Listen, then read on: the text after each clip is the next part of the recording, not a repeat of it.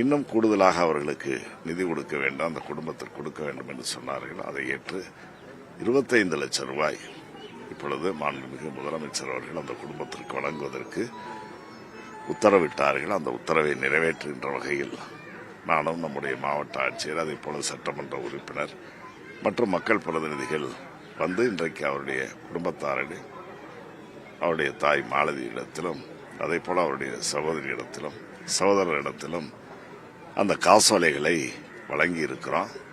ஏற்கனவே சகோதரர் நவீன் அவர்களுக்கு வேலைவாய்ப்பு அவர்கள் கேட்டிருந்தார்கள். அந்த வேலைவாய்ப்பும் ஏற்கனவே கொடுத்திருக்கு. அவர் மாற்று வேலைகளையும் இப்ப கேட்டிருக்கிறார். ஏன்னா அதையும் மறுபரிசீலனை செய்ய சொல்லி அவரிடத்தில் சொல்லியிருக்கு. அவர் என்ன வேலை விரும்புகிறாரோ அந்த வேலையை செய்து தருவதற்கு முதலமைச்சர் அவர்கள் உத்தரவிட்டிருக்கிறார்கள். முதல்ல ஆவினில் கொடுத்தது, அப்புறம் கோயிலில் வேணும்னாரு. முதல்ல கோயில் வேண்டாம், நான் பிற துறைகளுக்கு போறேன்னாரு. அவருடைய விருப்பப்படியே எல்லாம் செய்யலாம். அது மாதிரி ஒரு மனை இடம், இப்போ இந்த வீடு கூட வாடகை வீட்டில் தான் இருக்கிறாங்க.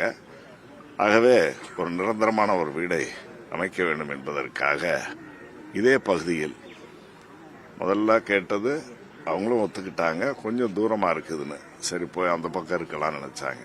அப்புறம் இப்போ இல்லை, இதே பகுதியில் பார்க்க சொல்லியிருக்காங்க. அதற்கான இடம் தேர்வு அவர்கள் கையில் தான் இருக்கு. அவருக்கு தேர்வு செஞ்சு கொடுத்தாங்கன்னா உடனடியாக வட்டாட்சியர் அதற்கான பட்டாக்களை வழங்குவதற்கு தயாராக இருக்கிறார்.